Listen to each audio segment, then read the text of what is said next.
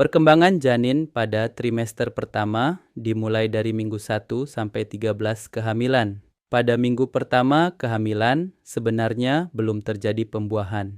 Minggu ini dihitung dari hari pertama haid terakhir, HPHT, sehingga tubuh wanita masih dalam fase menstruasi dan mempersiapkan diri untuk siklus ovulasi berikutnya. Pada saat ini, lapisan rahim mulai membentuk diri kembali guna mempersiapkan tempat yang optimal bagi calon embrio untuk menempel nantinya. Memasuki minggu kedua, tubuh wanita mengalami ovulasi, yaitu proses pelepasan sel telur dari ovarium menuju tuba falopi. Jika hubungan seksual terjadi dalam periode subur ini dan ada sperma yang membuahi sel telur, maka akan terbentuk zigot, yaitu cikal bakal janin. Proses ini menandai awal kehidupan baru. Pada minggu ketiga, zigot hasil pembuahan mulai membelah menjadi banyak sel saat bergerak menuju rahim.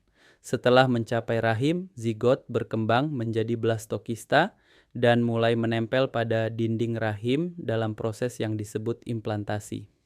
Proses ini memicu tubuh wanita mulai memproduksi hormon HCG atau Human Chorionic Gonadotropin yang menjadi indikator utama kehamilan dan dapat terdeteksi melalui tes kehamilan. Meskipun janin belum terbentuk secara utuh, minggu ini adalah awal dari fase penting perkembangan embrio di dalam rahim. Perkembangan janin minggu keempat, 1. Sistem saraf. Sistem saraf termasuk otak dan sumsum tulang belakang mulai berkembang dalam embrio. 2. Plasenta, jaringan dari lapisan luar blastokista awal yang disebut plasenta melekat pada dinding rahim. Plasenta menyediakan darah kaya oksigen dan nutrisi ke bayi. 3.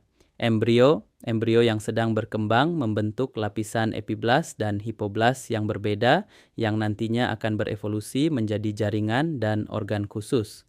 4. Kantung ketuban. Selaput berisi cairan yang disebut kantung ketuban terbentuk di sekitar blastokista yang sedang berkembang. Setelah kantung ketuban terbentuk, blastokista dianggap sebagai embrio. Perkembangan janin minggu kelima, 1. Plasenta. Plasenta terus berkembang seiring pertumbuhan embrio. 2. Embrio. Sistem pencernaan, peredaran darah, dan saraf berada pada tahap awal perkembangan selama minggu kelima. 3. Organ, jaringan, dan organ utama mulai terbentuk, termasuk otak, sumsum tulang belakang, dan saraf.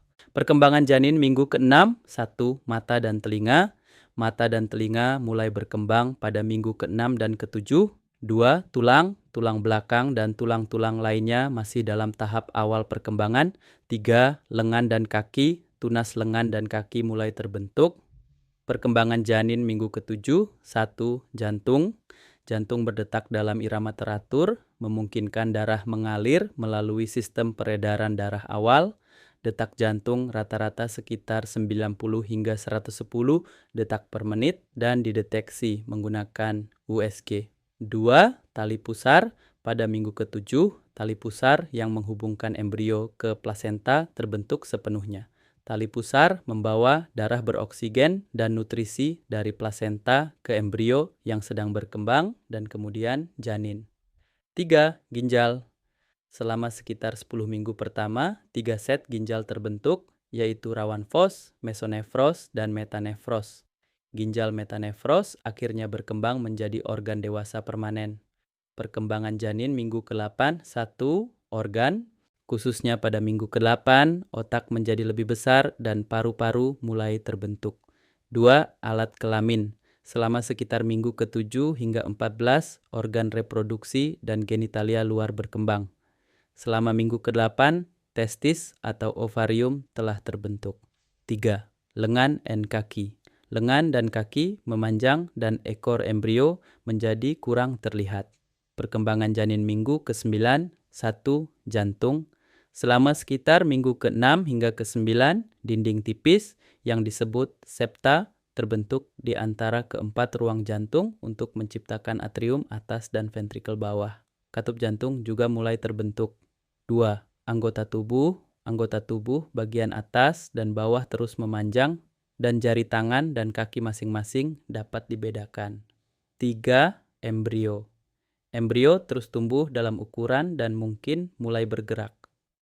Perkembangan janin minggu ke-10. 1. Janin. Pada minggu ke-10, embrio dianggap sebagai janin. Organ-organ yang meliputi sistem saraf, peredaran darah, pernapasan, saluran kemih, dan pencernaan terus tumbuh dan berkembang. Khususnya pada minggu ke-10, usus berputar. 2. Kepala.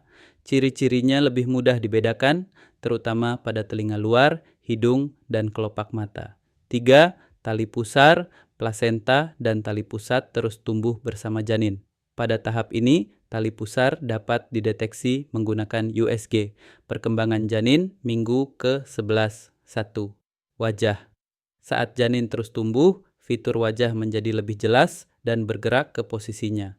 Selama minggu ke-11 kehamilan, telinga bergerak lebih jauh di sepanjang sisi kepala. Kelopak mata, hidung, dan saluran hidung menjadi lebih berkembang. 2. Plasenta. Plasenta dan tali pusat terus tumbuh bersama janin.